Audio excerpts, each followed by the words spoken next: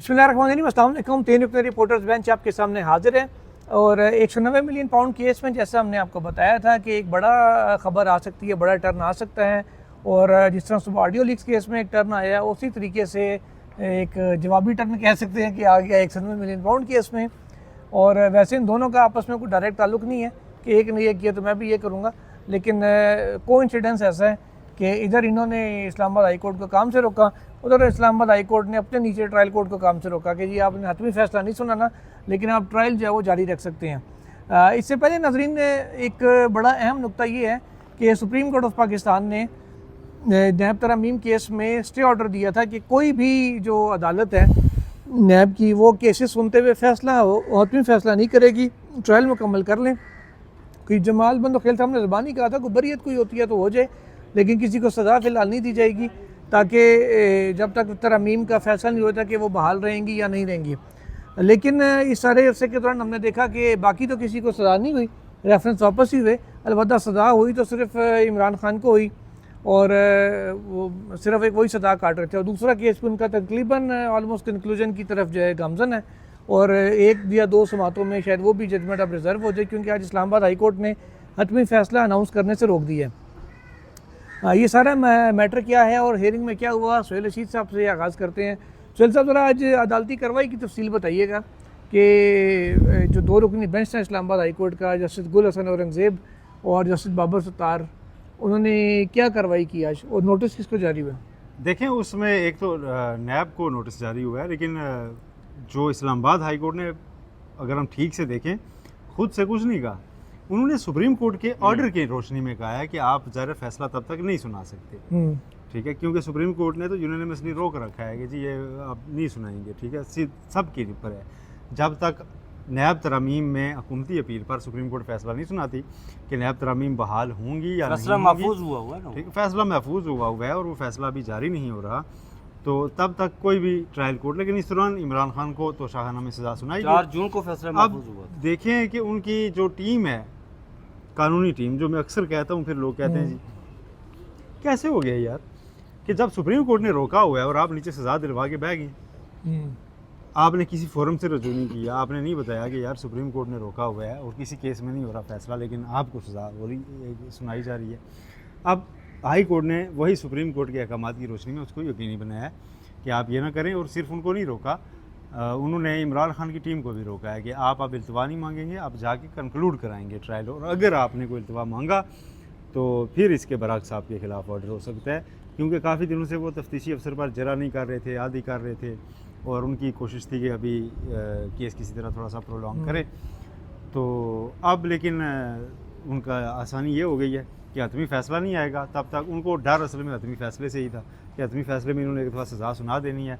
और उसकी वजह यह है कि इमरान खान अब जिस नैब केस में फ़िज़िकल रिमांड पे थे, आज वो ख़त्म हो गया है, अब उनको जुडिशल कर दिया गया है। अब इस केस में उनकी ज़मानत पहले से मौजूद है, अब वो उसमें तो शाहाना 2 में भी ज़मानत अप्लाई कर सकते हैं और हाई कोर्ट में वो आ जाएगी। तो इस दौरान अब इमरान खान दिलचस्प हो गया उनका केस, एक में जुडिशल ज़मानत अप्लाई करने का इख्तियार मिल गया, वो अगर जल्दी केस लग जाता है, जल्दी सुना जाता है और उसमें ज़मानत भी मिल जाएगी, क्योंकि अभी रेफरेंस दायर नहीं हुआ तो ज़मानत ना मिलने का कोई चांस ही नहीं है। और फिर सुप्रीम कोर्ट ऑफ पाकिस्तान से फ़ैसला जब तक नहीं आता हतमी, और अगर इस दौरान हतमी फ़ैसला आ जाता है तो अगर उसमें तरमीम बहाल हो जाती हैं तो फिर वो क्वेश्चन कर सकते हैं 190 मिलियन पाउंड स्कैंडल को भी कि जी वो तरमीम के तहत काबीना का डिसीजन था, काबीना का डिसीजन था। तो इसलिए थोड़ा सा रिलीफ तो ओवरऑल अगर आज मैं कंक्लूड करूँ तो रिलीफ इमरान खान के लिए। राय साहब, सुप्रीम कोर्ट रोकती है ट्रायल कोर्ट्स को कि फ़ैसला नहीं करना, ट्रायल कोर्ट सज़ा सुना देती है, क्या ये तौहीन अदालत के ज़ुमरे में आता है या ये वाला केस उस सुप्रीम कोर्ट की जजमेंट के एम्बिट में नहीं आ रहा था, क्या है? देखिए जुल्करनैन साहब, तौहीन अदालत आप कहते हैं सुप्रीम कोर्ट रोकती है, ट्रायल कोर्ट फैसला सुना देती है, यहाँ पर तो सारी हर चीज़ वो कह रहे हैं गंगा जो है ना उल्टी बह रही है ना। चीफ जस्टिस साहब कहते हैं कभी किसी मामले पर कि यार कि ऐसे रिमार्क्स नहीं देने चाहिए कि जो ट्रायल कोर्ट पर संदाज हों, तो उन्होंने यहाँ पर वो मार्गरा हिल वाला केस लगा हुआ था तो उसमें 190 मिलियन उसको लपेट में ले लिया, 190 मिलियन पर उसमें उन्होंने रिमार्क्स दे दिए, और उसमें रिमार्क्स दिए कि जनाब के उसमें कहा जी कि वो एक बिल्डर उसका मामला उठाया उन्होंने कि बिल्डर था वो, फिर तौहीन अदालत और फिर उन्होंने जो है ना वो हमने क्या कहा जी, हमने सुप्रीम हमने यही कहा कि वो पैसे जो है वो जमा करवाएं आप फेडरल गवर्नमेंट को, और फिर वहाँ हमारे ख़िलाफ़ जो है वो मामला हो गया, यहाँ पर हमें गालियाँ निकाली गई, हमारे पास मीडिया टीम नहीं है। यार सुप्रीम कोर्ट रोकती है तो ट्रायल कोर्ट उसका फैसला, ये तौहीन अदालत होती है, लेकिन करे कौन? मतलब कौन करे? चीफ जस्टिस साहब एक तरफ, अगर देखिए आज तक जो चीफ जस्टिस अपने अदलिया के 6 जजेस के साथ खड़ा नहीं हुआ, जो इस्लामाबाद हाई कोर्ट के 6 जजेस ने ख़त लिखा था उनके साथ खड़ा नहीं हुआ, तो कौन करेगा? तौहीन अदालत की कार्रवाई कौन करेगा? कौन आगे बढ़ाएगा?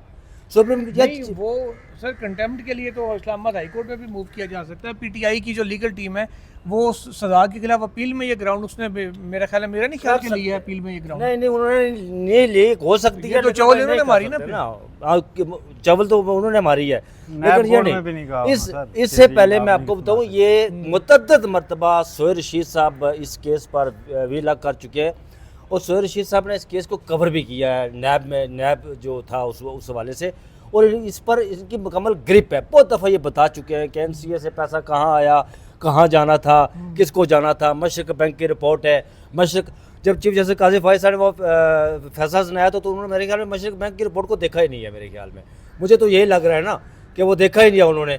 पैसा तो मशरक बैंक कहता है जी कि वो बल्कि रियाज ने उसकी बेटी ने जमा करवाया अपने अकाउंट से, बहू ने जमा हाँ बहू ने जमा करवाया।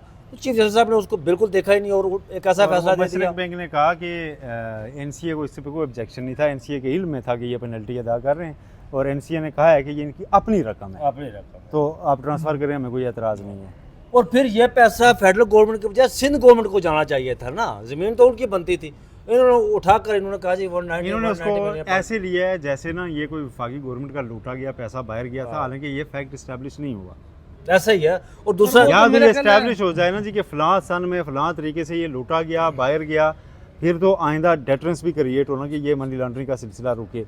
इसके जाने का क्राइम बनाया ही नहीं गया। आज जो फैसला आया जस्टिस अमीनुद्दीन और जस्टिस नईम अख्तर अफगान ने जो फैसला दिया, मैं अभी बाहर बैठे हुए हम दोस्तों से ये मैं मामला डिस्कस कर रहा था कि यार ये मतीउल्लाह जान ने अभी मुझे बताया, मैं उस हवाले से मुझे नहीं पता था। मैंने उन्हें कहा कि वाटर गेट स्कैंडल याद है आपको? तो उन्होंने कहा जी मुझे याद है।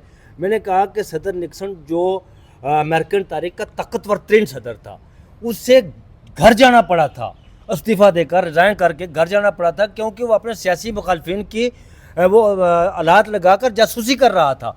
मुझे फिर मतीउल्लाह जान ने बताया जी, सोहेल साहब उधर बैठे हुए थे, कि आपको पता है कि वो खबर कहाँ से निकली थी? मैंने कहा सर मुझे पता नहीं कि खबर कहाँ से निकली थी, लेकिन वो जो 6 साफ़ी थे जिन्होंने इस पर ये खबर निकाली थी, उन्होंने कहा ये खबर कोर्ट से निकली थी।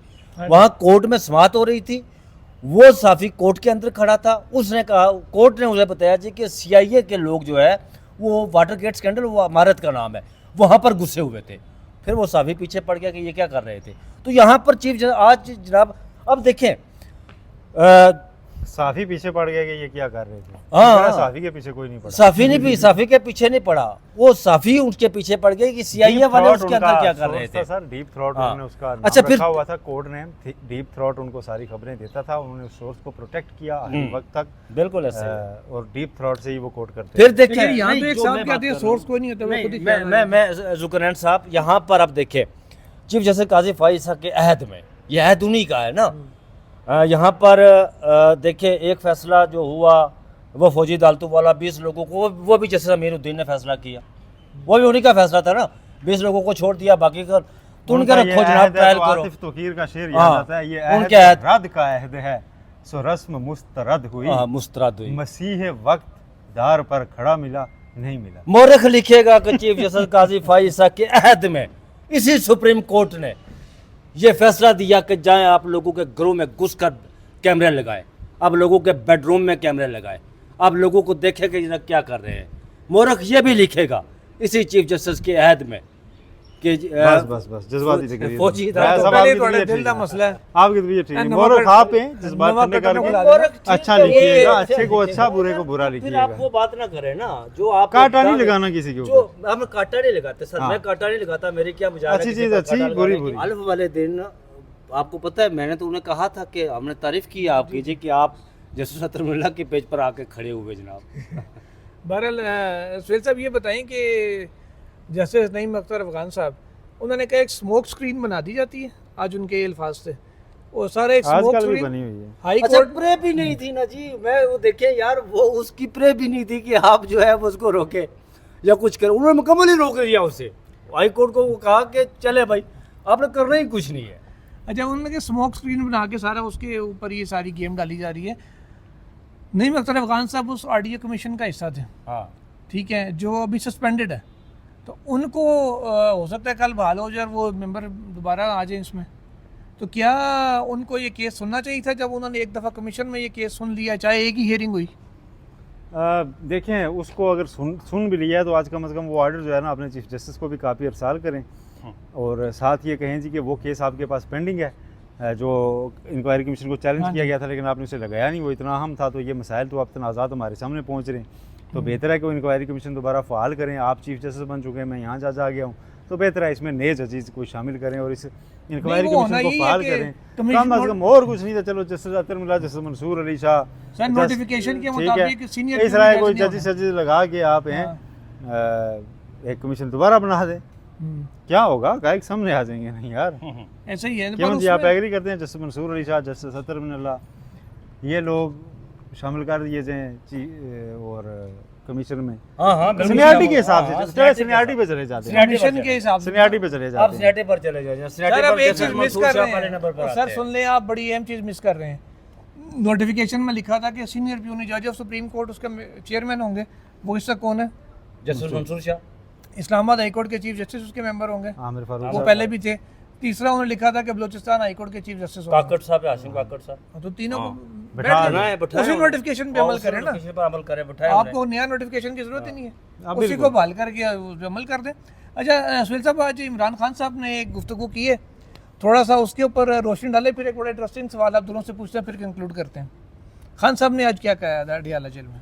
खान साहब ने वही कहा जो उनके बारे में कहा जा रहा है कि जी फैज़ हमीद साहब उनके खिलाफ वादा माफ गवाह बनाए जाएंगे, और वो कह रहे हैं जी कि ये सारा चैप्टर इसलिए खुला है कि मुझे अब इन्होंने मिलिट्री कोर्ट्स में लेके जाना है। वजारत कानून के एडवाइज़र हैं जी, बड़े स्पेशल किस्म के एडवाइज़र हैं बैरिस्टर अकील मलिक साहब। उन्होंने आज प्रेस कॉन्फ्रेंस की उन्होंने है। आज प्रेस कॉन्फ्रेंस की है, यार, मैंने वो कवर उनकी किया है। सिर्फ दो बातें मैं आपके सामने रखूंगा, उस पर एक एक जुमला इनसे लेंगे, जुमला ही हदिया करेंगे, फिर कंक्लूड करते हैं। उनकी एक बात ये है कि जनाब इमरान खान साहब से जो कौम का बेलोस प्यार है, मुझे समझ नहीं आ रहा क्यों है। हालांकि वो मैं हर बताता हूँ आपको। सुने हर जगह उन्होंने मुल्क को बदनाम किया, ये किया वो किया, पता नहीं, मुझे समझ नहीं आ रहा, भारी दिल से कह रहा हूँ, कौम क्यों उनके प्यार में मुब्तला हुई हुई है। दूसरा उन्होंने ये कहा, खान साहब बहुत हो गया, हुण असीं तुहाडे नाल गल नहीं करनी, कोई मुज़ाकरात अब से नहीं होंगे जब तक अपना रवैया ठीक नहीं कर लेते ना, असीं नहीं बोलना तुहाडे नाल। वो उनकी डर जो है ना, थोड़ी सी मुझे जो समझ आई है, वो इंटरनेशनल लॉबिंग जो कर रही है पीटीआई, उससे गवर्नमेंट डिस्टर्ब है बजाय। और उन्होंने कहा कि अब आपसे कोई बातचीत नहीं होगी, ये हो गया वो हो गया, आप तो पकड़े गए हैं, आपने ये किया वो किया। हाँ, आप रवैया बदलें और यकीन नहीं कराएं कि ये जो आप इंटरनेशनल लेवल पे मुल्क की दुश्मनी में कर रहे हैं, ये नहीं करेंगे। तो उसका सीधा ये था कि आप जो इंटरनेशनल लॉबिंग कर रहे हैं, ये आप रोकें और फिर आगे बढ़ें। आपको पता है इमरान खान चांसलर का इलेक्शन लड़ रहे हैं ऑक्सफोर्ड यूनिवर्सिटी से, ठीक है, और बकौल नजम सेठी साहब के वो रात को कह रहे थे कि अगर वो ऑक्सफोर्ड का इलेक्शन लड़ने की उनको इजाज़त दे दी यूनिवर्सिटी ने, अगर कोई रूल रोकता ना हुआ कि बंदा कैद है या कुछ, वो जीत जाएगा। तो वो जीत जाएगा। हाँ हाँ, और सेठी साहब ये कह रहे थे कि जीत जाना ऑक्सफोर्ड यूनिवर्सिटी का इलेक्शन फिर बहुत डिप्लोमेटिक प्रेशर्स होते हैं, फिर बड़ी चीज़ें ऑब्वियसली होती सर, हैं। आप एक फॉरेन फिर दुनिया की internationally मानी आप ये कहते यूनिवर्सिटी हैं कि का जी, जाना, आप इतनी बड़ी यूनिवर्सिटी के चांसलर को आपने अंदर, फिर वो यूके से काफ़ी चीज़ें होंगी। तो यही आज खदशा जो है ना दबे और लफ्जों में दूसरा जो अकील मलिक साहब ने जाहिर किया है। जो अकील मलिक साहब ने बात की ना, लोग बेलोस उनसे प्यार करते हैं, या इस पर एक मैं जुमला कहूँगा, ये काम ये किसी इंसान का काम नहीं है, ये अल्लाह का काम है। अल्लाह अगर लोगों के दिलों में किसी के लिए मोहब्बत डाल देता है ना, तो आप कुछ नहीं कर सकते, वो मोहब्बत आप निकाल नहीं सकते।